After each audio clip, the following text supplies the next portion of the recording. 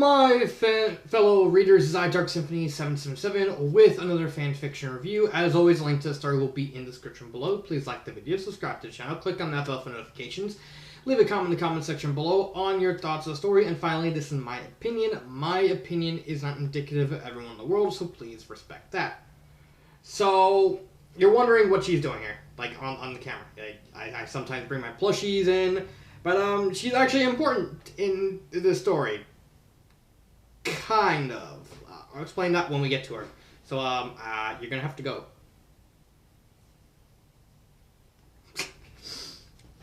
Because the fanfiction I am doing a review on is called Functioning Alcoholic by Soul Blight.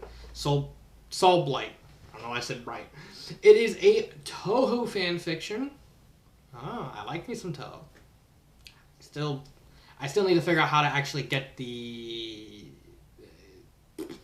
old PC-98 thing, so I can actually play the old, very, very old Touhou games again. I need to actually figure out how to get that to work with a controller. And this game and the story is, well, it's not about her. Like, she's kind of important for a certain part of it that I need to talk about at the end, but she's not the focus. The focus is on another character, a character by the name of Suika Ibuki. So, let's actually get into the review. So the plot, and this is where we're gonna actually I'm gonna have to actually issue a complaint. In the story, if you know how in fan fictions they give you like a little synopsis of the story before reading it. Here is the synopsis for this particular story. First off, the author actually misspells Ibuki. Suika is a permanent guest at the Hakure Shrine, but does Rimu know exactly what Suika does when she's not around? Or even when she is around? Join Suika on her misadventures as what was I doing again? Yes, the synopsis is kind of lying to the author because the synopsis kind of misreads the author into thinking this is going to be more of a misadventure stories, like one of those stories where each one or two chapters are like a different little story of just Suika getting into trouble with Jinsokyo. No! That is far from the case. There's actually a plot in this story. I felt kind of betrayed, especially since it's like a romance humor story. And I don't like the fact that the synopsis kind of lied. It's my opinion. I want some Dr. Pepper. So, before we get into talking specifically about the plot, we have to at least talk about who Suika is. So, Suika is an Oni that was introduced in the game Immaterial and Missing Power, which is one of the Touhou spin-offs, which is actually happened, so Suika is canon to the games. And she's basically a little Oni. I think she's like canonically one of the shortest characters in the franchise. It's so weird because we don't know the heights of them. We don't even know the ages, except for maybe Iron. Maybe? And I'm guessing Suika is probably this tall, like as tall as a child, but she's like who knows how old. Then again, it's Touhou. That's like the franchise that literally gave us the vampire lolly gag that everyone kind of gets sick of. It's like, why is the vampire chick lolly? And what? But she's 1,000 years old. Shut up! Shut up! But she's like over 1,000. Where did that even come from? Where did that come from? And then they they're like wondering, it's like, and Vermilia Scarlet's like in her house, going, yes, all shall know the horror of the vampire lollies. I do things without thinking sometimes. I need to stop that. But yeah, Suika is a Oni. She's really obsessed with the truth. It's actually like an Oni thing in Jinsokyo. They you want to piss an Oni off in the Touhou franchise, you lie to them. No question. If you lie to them and they know about it, guess what? You're gonna end up like in a crater. And that's not even that's Suika. That's like no telling what Yugi would do. Yugi would literally just step on you and you'd end up 6 feet under.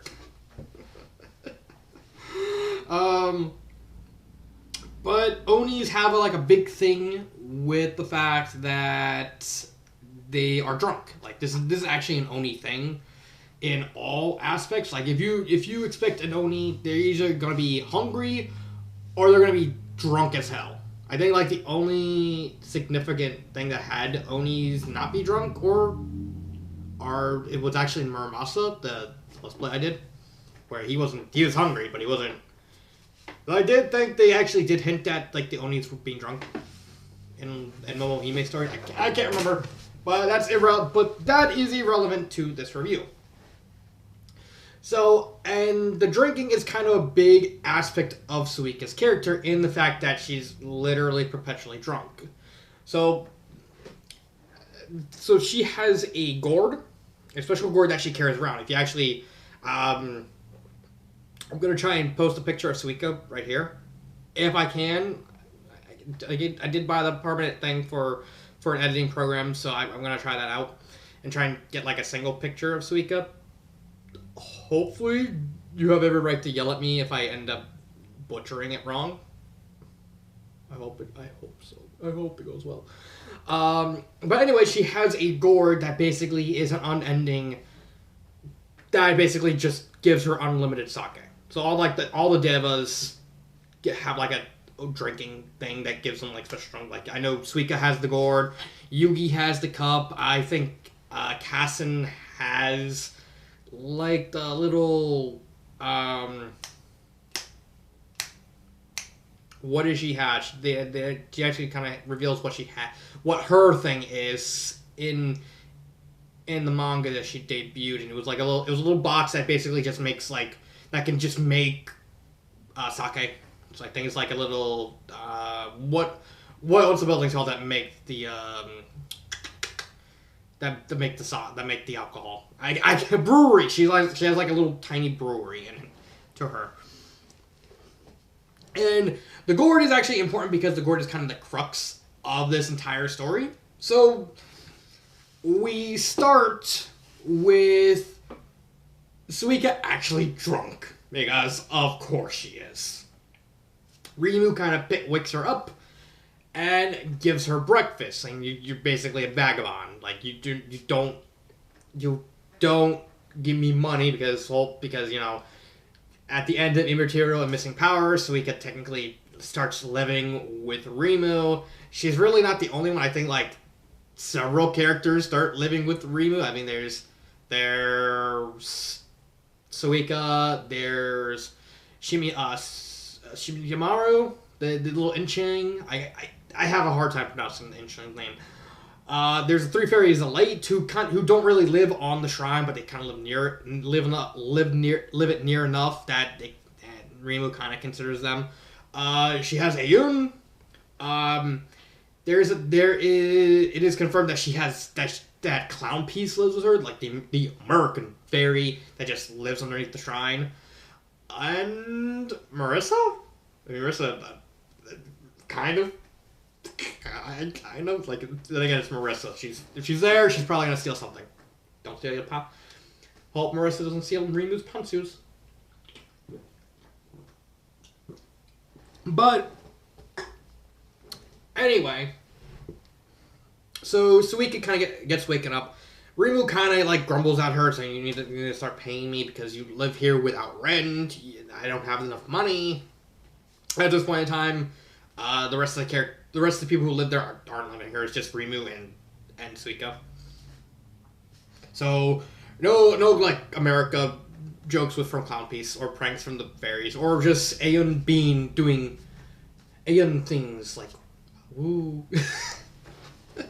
I like you and she's so adorable. Why haven't they made a fumu of Ayun? I mean, she'd probably sell like hotcakes. Right, Rayson? You little bunny, you? Don't touch the soup. Don't touch the soup. Don't touch the soup. I'm getting. I get off topic. I'm sorry. I'm sorry for getting off topic there. The main issue is just I was so expecting this story to just be like random adventures, but no, it starts that way. It starts with like Suika getting drunk and doing kind of annoying Rimu, and then there's a whole thing where Cerno shows up wanting to pick a fight with Rimu. They find out Suika's there. Suika's hungover, and she basically just and Suika being an Oni, as in being ridiculously strong, completely curbs on Cerno. Excuse me. And then we actually get like an actual plot after the whole thing with Cerno and happens, where Suika's gourd of unlimited sake runs out. That's like the main crux of like the first half of the story. It's just she somehow manages to drink an unlimited gourd of sake dry, because apparently there's like a little lining in it that just basically would constantly make sake, and she actually drank the lining dry, and so she actually travels through Gensokyo to try and get it filled up. So basically, she goes around, she starts bothering people, she runs into Yuka, and Suika just destroys some of her sunflowers. Yuka gets pissed, decides to play a prank saying that, so you want sake, right? It's like, yes, I want sake. And then Yuka like looks at plums, like, It's like, all right, just grab one of those. And then we get Suika with with unending Irmishu's. Yugi, the other canonically Deva shows up. The jury's still up on Kasa, and I believe she's confirmed to be a Deva too. So that's like three of the 5 Devas, because there's like the 4 Devas in the mountain, and then there's Shootin' Doji. And Suika is confirmed to be Shootin' Doji, and Kasa and Yugi are 2 of the Devas. They make something like Umeshu. Yugi kind of offers to help her get rid of the Umeshu, because they don't know what's going on. They get a idea to go to the Moria Shrine, which is where Sane lives. Sane has a crush on Rimu, and they basically just annoy Kanako and Sawako. Yeah, the names are weird. Just deal with it. Her name is Raisen. Her name is Raisen. That's all you should know about how weird names are in this franchise. When the most normal name in the franchise is Vermilia, the vampire lolly.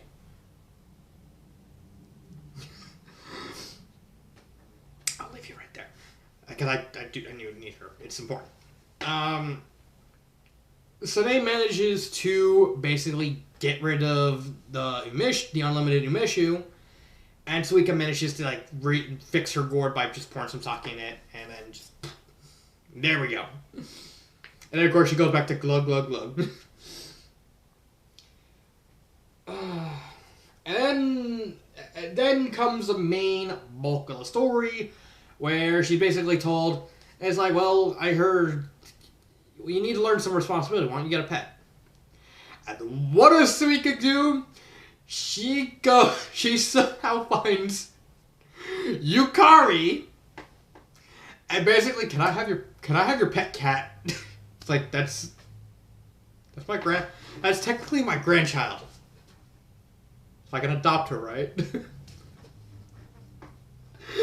Oh, Yukari yaps Suika to near the Pelican ship, which is the events of Touhou, I believe Touhou 11, Unidentified Flying Object.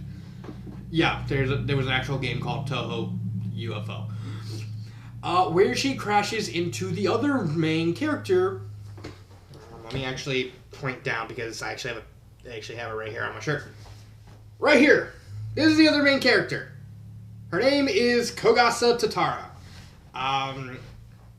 Kogasa is very literally is ecstatic over thinking that, oh, I got a master.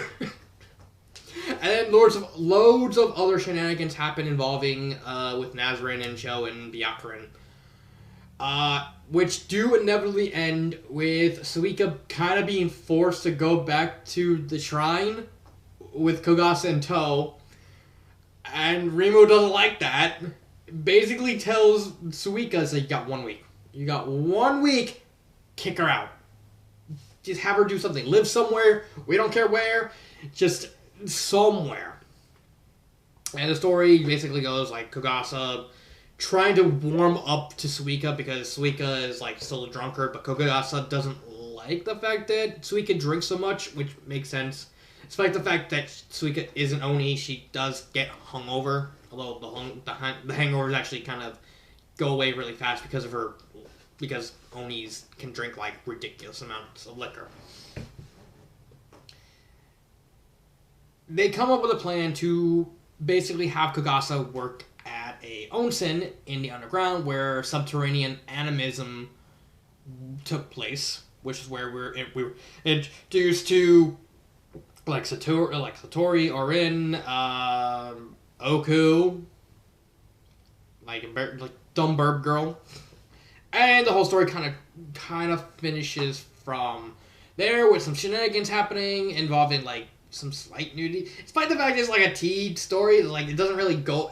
There's some nudity, but it's like a tea story because there's like everything's like vaguely mentioned. Like the closest thing we had to like any like eroticisms is like during parts of the onsen where Yugi, another character Parsi, is like they're in like the hot tub, the onsen, and since they're both naked, Parsi kind of just floats on top, and it shows like.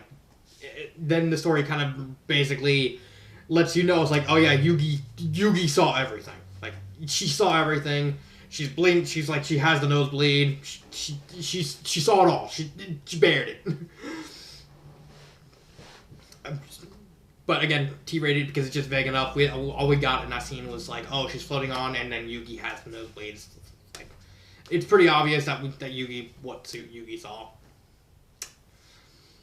And then the fight. I'm gonna skip over the main climax sort of thing mainly because it has to do with her.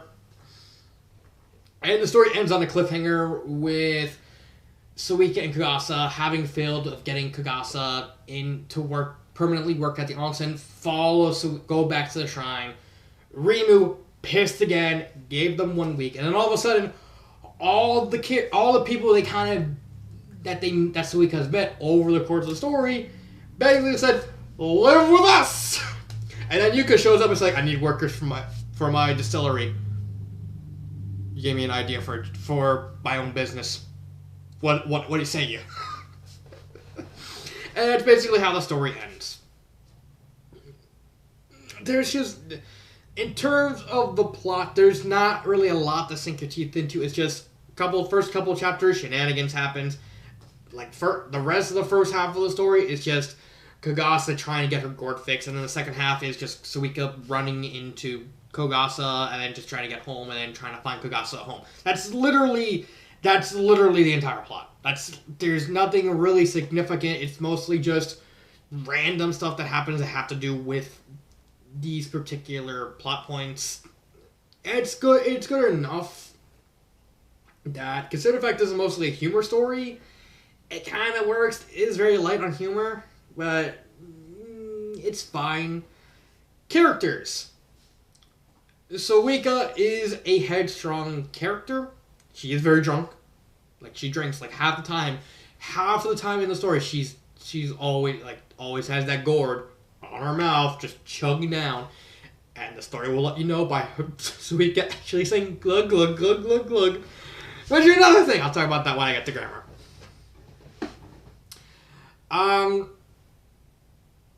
So Suika, continuing with Suika, there's not much to talk about Suika. Like, it's just she's drunk, she's headstrong. She does kind of mellow out because when she meets Kogasa, like, Suika's like still doesn't really like Kogasa, but over the course of the story, Suika does eventually start to have feelings for the Karakasa. This story is Suika and Kogasa. It's a romance. I'm just trying to get my thoughts because I'm trying to avoid talking about Kogasa yet. So yeah, Suika does eventually warm up. She is very embarrassed. She does come off as very goofy at times. And like most of the characters in Touhou are like goofy. I think like the most serious character in the entire franchise, I think, is Mamizu, the Tanuki. But even then, she has some goofy moments. Though Okina is very serious, but we don't know much about Okina yet. We don't know anything about the handicap goddess yet. We really don't. But yeah, there's not really a lot to talk about with Suika because most of her character development is tied into Kogasa. I don't want to talk about Kogasa yet. The only other character that we're talking about right now is Yugi. She's basically tall. Like think of the stereotype of tall, tan, and handsome, and then you basically have tall, brick, like really, really buff. Like she's supposedly like among the very, like probably the strongest physically character in all of Touhou, despite not her ability not really making a lot of sense. Like yeah, Touhou characters have like abilities, but yeah, Yugi is tall. I think canonically she might be the tallest character, like the actually tallest character. I think she's like nearly. If I had to take a guess, she'd probably be like near 7 foot. Like I said, tall. She'd probably be the tallest character. With like Mei Ling and Junko right behind her. She has like the big one horn. Well, Suika has 2. She's very kind. She has a habit of kind of inadvertently acting like the tall, tan, and handsome thing, where she like inadvertently woos everyone around her without like even realizing it. But she wants to be with Parsi, and Parsi's whole shtick is that she's just jealous of everything because her ability in the lore is actually just creating jealousy. So that kind of leaks onto herself, and so she's kind of like, because of it, she's always jealous of Yugi of everyone kind of getting their hands on Yugi. So her character being jealous kind of makes sense with Parsi. There's a part where Sanae's trying to woo Rimu, like it's at the beginning, and Yugi and Suika have the idea to try and basically raise Sanae's profile to make Rimu make her more desirable for Rimu to go after. Problem is, Yugi opens her mouth, inserts Suika's gourd, and basically instead of raising her profile, hits on her without even realizing it. Despite the fact Yugi's whole shtick is that she does all this without realizing it. Like even Suika kind of starts to wisen up as she's raising Sanae's profile. That Yugi's like, wait, this doesn't sound like raising her profile. And then when Yugi's about to like finish what she's saying, Suika realizes, oh no, this ain't raising her profile, this is hitting on her. And Suika goes and stops like, no! And then, of course, Sanae gets her heart. I like Yugi now. And then Parsi shows up, she's like pissed, like, did you inadvertently woo another woman? I might have. Like, again, that's Yuki's whole thing. Like, she loves one person, but because of how she acts throughout the story, she pretty much just inadvertently woos everyone around her without even realizing it. She tries to hold it in, and the author does a good job of kind of making her stick towards Parsi as much as possible. Or if she does show up around other people, she doesn't talk to them. She just talks to like Parsi or Kogasa or Suika or just any of the other characters, and that's it. Yeah, that's it with Yugi. That's it with Yugi and Suika. I'll talk about, like I said, wait for Kagasa. Grammar errors. There's actually two really hilarious grammar errors. Yeah, the author inadvertently called two characters two other characters. In chapter 3, the author called Suika Sekuya. I don't know what the author was doing when he took one look at like probably a 3.5 foot tall Oni and thought, yes, that is a maid that's literally also a female Dio Brando. Yes, very good, Because I was just completely caught off guard. It's like, Sekuya, where is she? I don't see her. You mean Suika? And it happened again when they go visit the Morias, where the author inadvertently calls Suwako Sane. That one at least kind of makes sense, because Sane and Suwako are actually related. It's kind of... You know what? I want to say this. This is not even a criticism. This is just me wanting to say this. I find it hilarious that all the characters... There's like a lot of adult characters, because there's like three directions the art style takes when it comes to the characters. 1, lolly. 2, complete RR MILF. Or 3, they're just everyone else.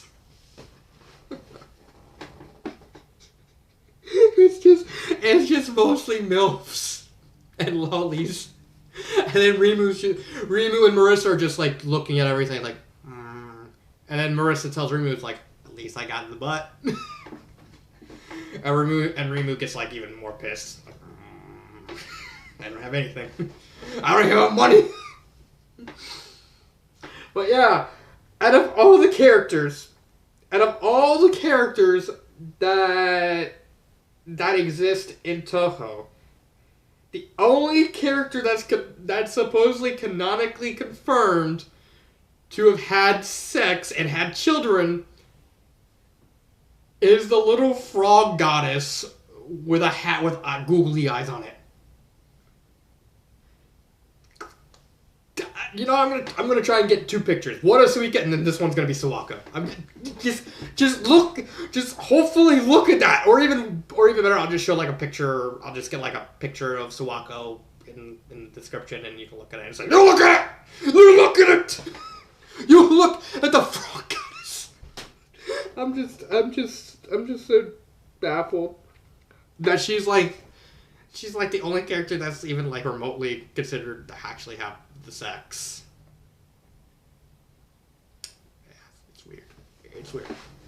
But going back, okay, I'll also not padding this fifth review. Maybe.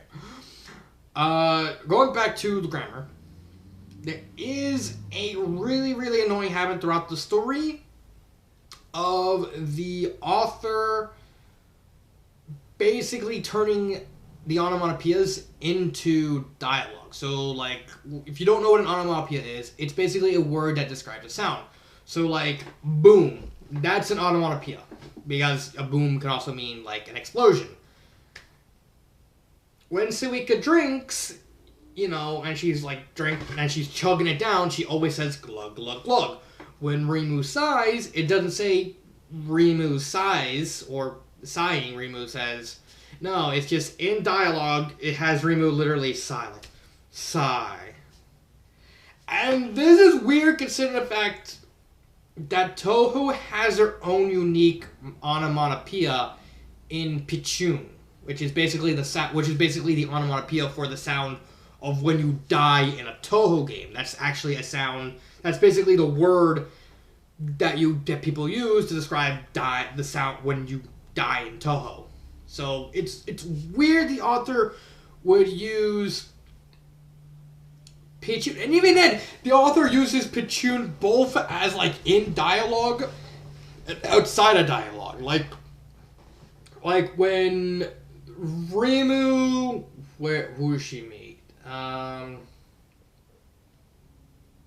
yes, There's a part in the story where when Kagasa starts living at the shrine for the week, she comes into the main area with a towel, and Rimu takes one look at her and dies on the inside because Kagasa is stacked in the story. I don't know how busty she is because Touhou is weird because there's so many different interpretations. I don't even know. I'm pretty sure Kugasa's pretty flat, not as flat as Rimu, but probably still flat. And Rimu kind of has an existential crisis. I don't believe it. The umbrella has a bigger chest than me, and she basically starts consoling Suika. Don't worry, Suika. You throw your Daimaku at me, and I throw mine at you. And then we'll both go Pashoon. It's actually pretty funny. It's actually one of the better jokes in the story. Just having Rimu completely die inside the fact that Kogasa of all characters has a bigger chest than she does. Then again, Rimu is flat. When I say, granted, Suika's flat too, but Rimu's not as flat as Suika. Suika's an ironing board, just like Sawaku. And all the other lollies.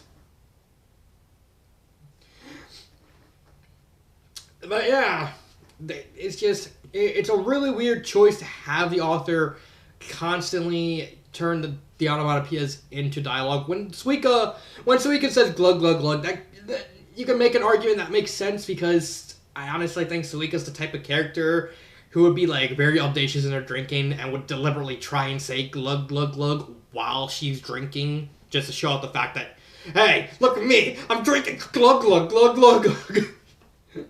She'd be the actually type of character who would deliberately do that. But the rest of them, it doesn't even make sense.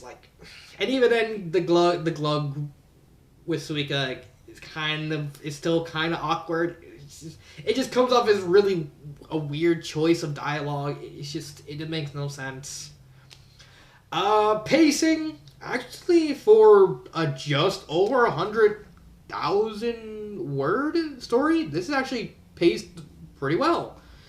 When the story starts out, it starts out pretty fast-paced because, again, it's going off the impression of a sort of anything can happen story where it's just a bunch of shenanigans happening. But then once Suika's gourd runs dry, it slows down. It still keeps a very, very fast pace because, again, Touhou's weird like that. The games are always fast paced because of Damaku stuff. So it's very weird how everything is presented. It's okay. I don't really have anything wrong with the pacing. The sentence structure is a little basic, but it kind of fits the story because it's going to go for...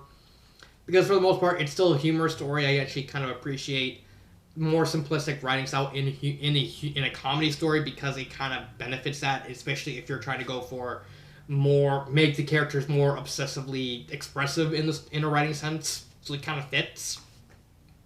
Other than that, I don't really have anything wrong with the pacing.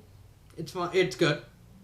It starts fast, but then it slows down once the actual plot starts.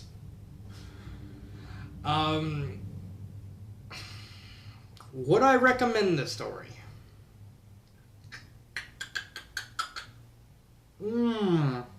I would say if you're a Suika fan or a Kogasa fan, that's the reason why I actually kind of wanted to read this story, because I'm actually a big Suika fan. Suika's one of my favorite Touhou characters. She's literally my favorite Touhou character from a design standpoint. I love Suika's design. So once I found out that there's a completed story starring Suika, it's hey, I like to read this. But other than being a fan of Suika, I doubt even if you're a casual Touhou fan, you probably wouldn't read this because it's so basic in terms of the writing style and what it's trying to do. It's not really giving us a very deep or complex story. It's just local lady too drunk to realize what she might give up. details at 11. But if you're a fan of Suika, give this a shot. If you're a fan of Kogasa, give this a shot.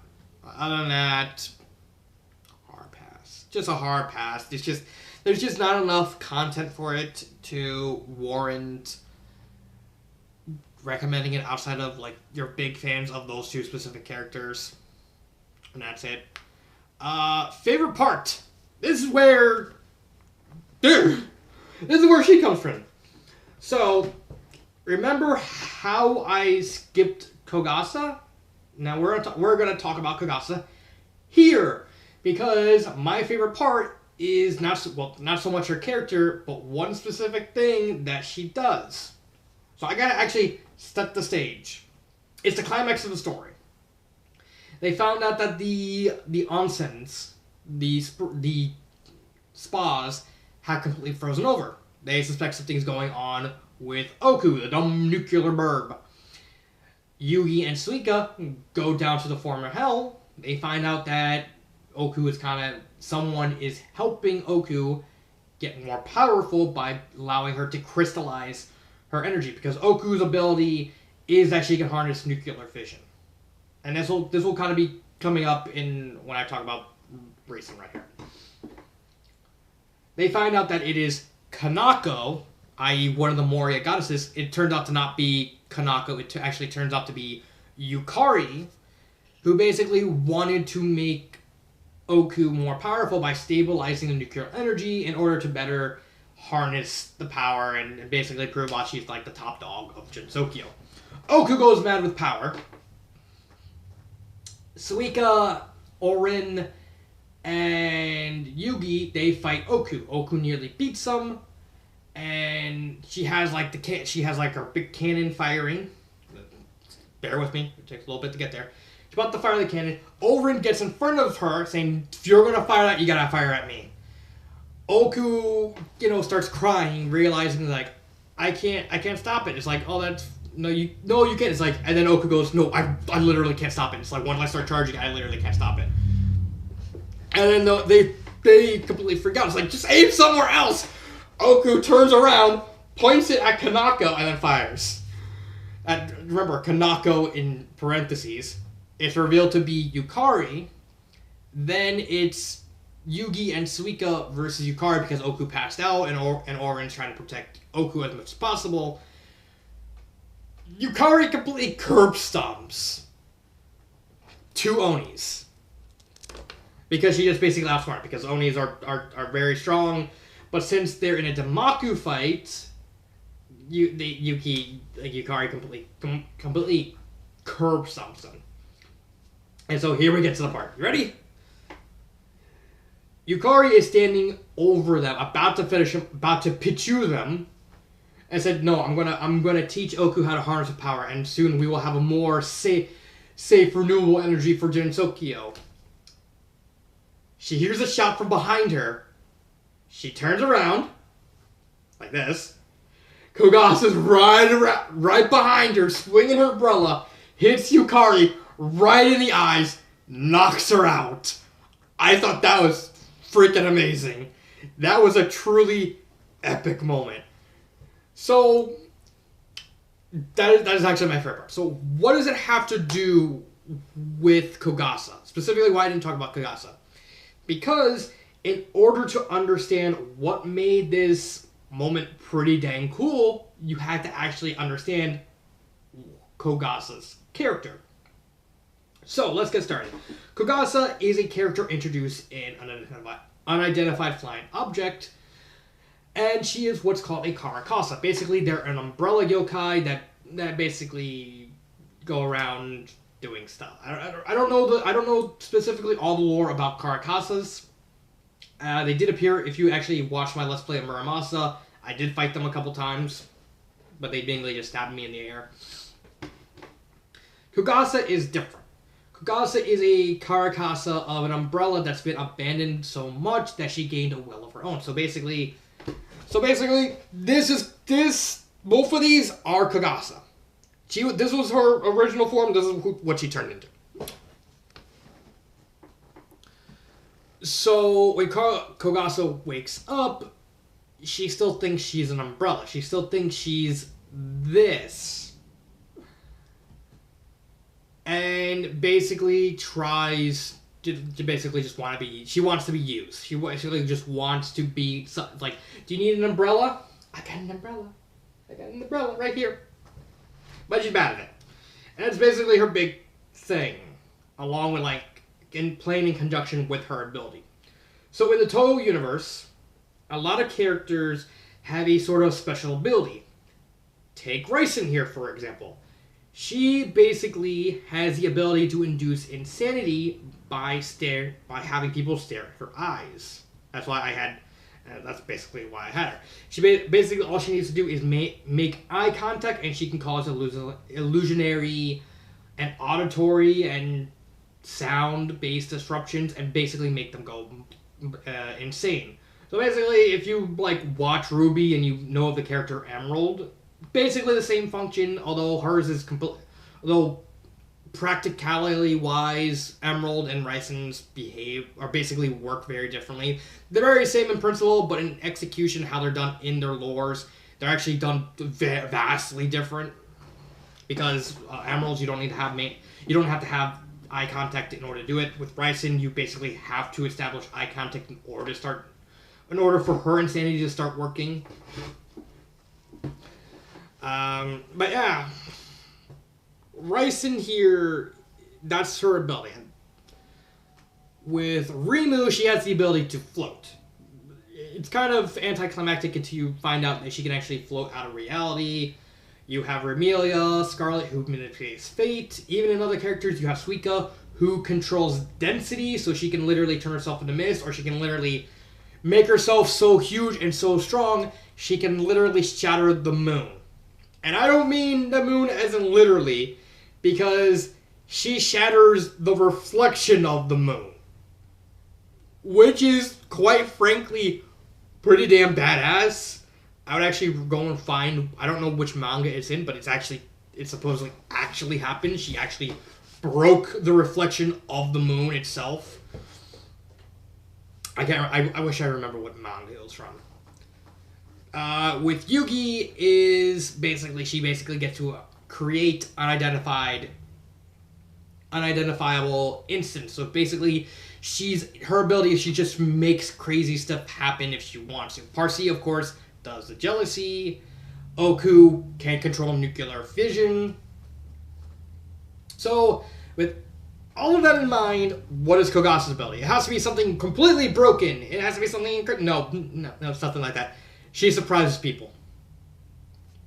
That is her ability. She just surprises people. You're wondering. You're wondering,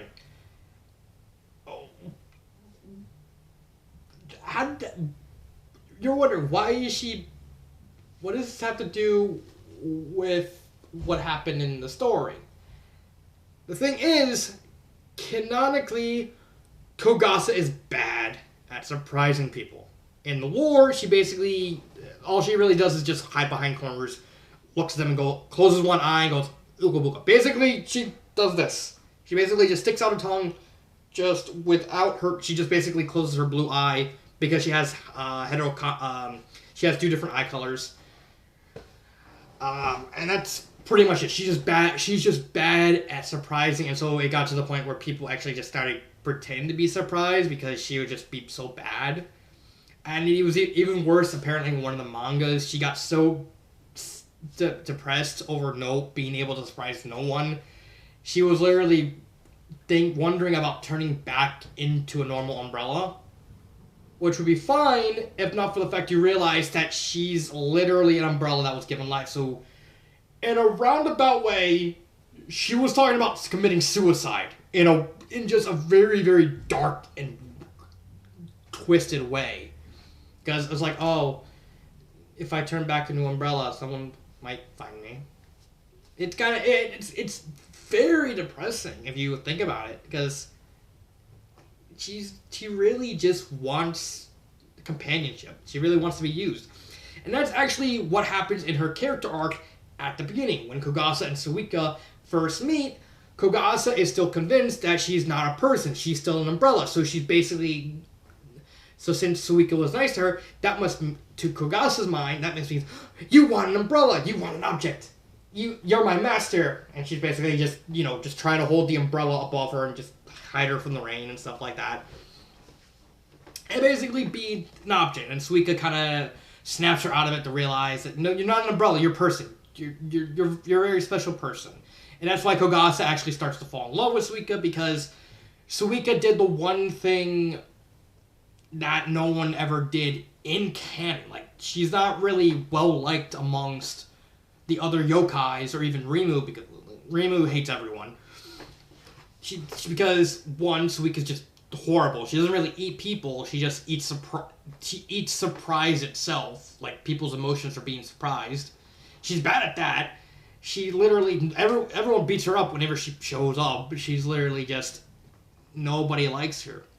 However, in a meta context, she actually does surprise everyone.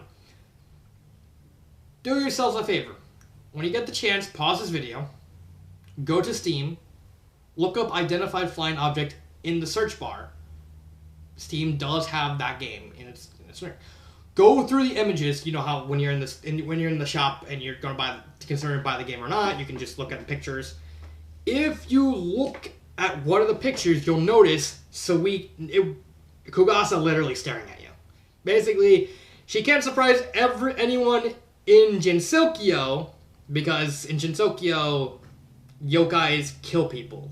And so, what do you think is going to surprise you more? A yokai literally showing up to kill you, or yokai just put you around the corner and say, boo.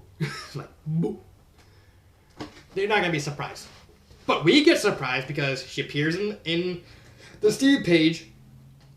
Apparently, according to what I found out about her, if you buy a physical copy of Unidentified Flying Object, you have the case and you open it, it's not Rimu on it, it's not Byakurin, it's not Marissa Sane, it's Kogasa right there on the disc, staring at you. And even in the game in itself, she's the only character who's not really connected to the plot. She's really just there. But when you get to the final stage, the bonus stage, and there's basically a mini-boss and the main boss, who shows up as the mini-boss of the extra stage? That's right, it's Kogasa just showing up saying, surprise! Obuka buka. And even when they did the advertisements and the trailer for Touhou 17.5 that introduced Yume, the goat, I basically gave us Flandre again after like 20-something, like over 10 years, over a decade. What was the first thing they showed in the trailer? They didn't show any other characters, they didn't show Yume, they didn't show Flandre, they showed Kogasa! They showed the Umbrella Girl! So she surprises us, but she doesn't surprise characters like Rimu and Suika because they live so long, they just seen everything, so Kogasa's just there. So what makes this part so pretty epic is the fact it shows up out of nowhere, fits Kogasa's character to a T, because I wasn't expecting Kogasa to show up, well, okay, fine. I was kind of expecting her to show up, just not in the way she did, because before she showed up, because a little earlier in the same chapter while they were fighting Yukari, Kogasa and Parsi did both say they were going to go down there and see what's going on so they can protect their lovers. But it's the way the presentation is set up that makes it so epic. Of Yukari about to basically take down the two Devas. She hears a shout, she turns around, Kogasa already in mid-swing KOs Yukari in one shot, and then basically yells at Yukari saying, nobody touches my Suika. Nobody! And they're just and everyone is just completely shocked. It's like, she actually did it! She surprised someone!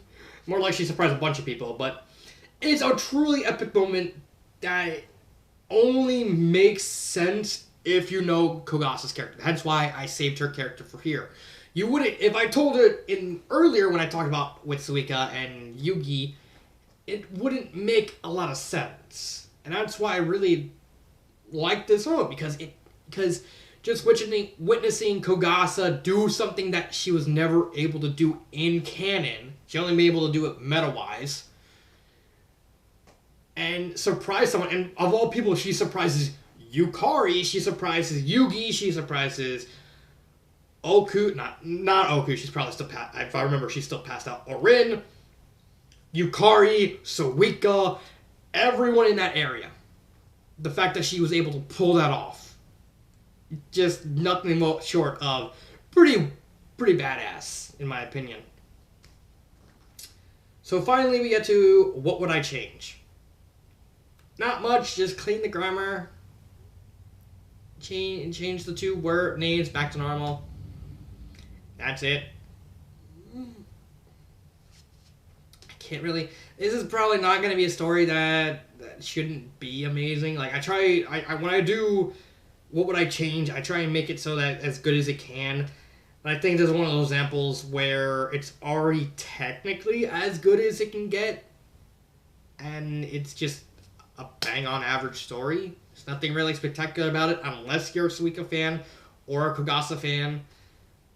And, that's fine. Like, not every story needs to be like a masterpiece. Sometimes you prefer an average story. And that's what I like about fan fiction. You never know what quality you're going to get. So that is my review of Functioning Alcoholic. This has been Dark Symphony 777, and cut.